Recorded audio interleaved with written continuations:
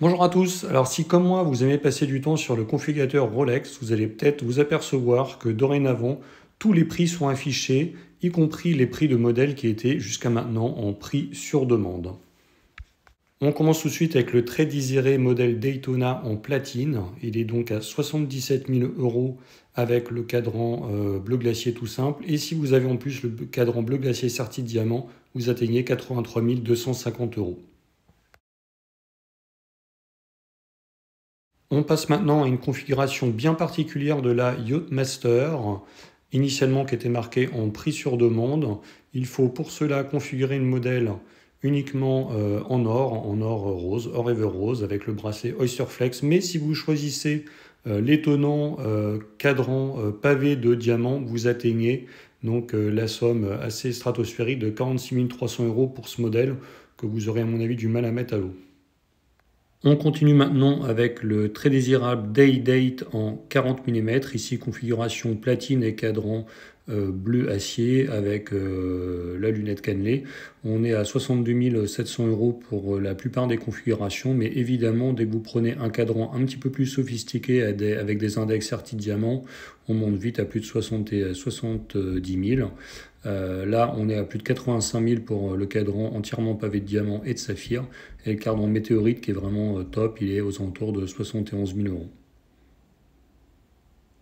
On va voir rapidement que les modèles les plus onéreux sont plutôt les modèles féminins avec des diamants partout, donc des tailles un petit peu plus petites. Donc si vous prenez la Day Date en 36 mm, vous pouvez avoir une multitude de configurations et notamment celui-ci, ce cadran vert qui est vraiment magnifique.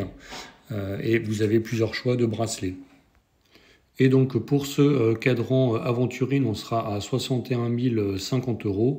Et si vous prenez le cadran pavé de diamant, on atteint 82 700 €. Mais c'est pas tout, car si vous modifiez le bracelet pour avoir un bracelet également entièrement serti de diamant, vous en rajoutez quasiment 500, vous atteignez 132 700 € pour cette Day Date 36. Mais pourtant, on va voir bientôt que ce n'est pas la Rolex neuve la plus chère que vous pouvez configurer. Si vous voulez trouver la plus chère des Rolex du catalogue de Rolex neuve, il va falloir vous tourner vers la Lady Datejust.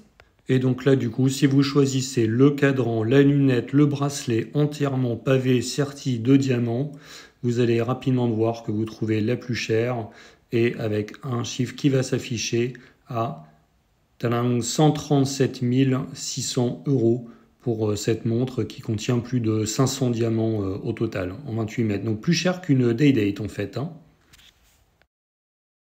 Et voilà, c'en est fini des configurations les Rolex les plus chères. Clairement, il n'y a pas besoin de mettre autant pour se faire plaisir. Une Oyster Perpetual, ça fera largement le taf.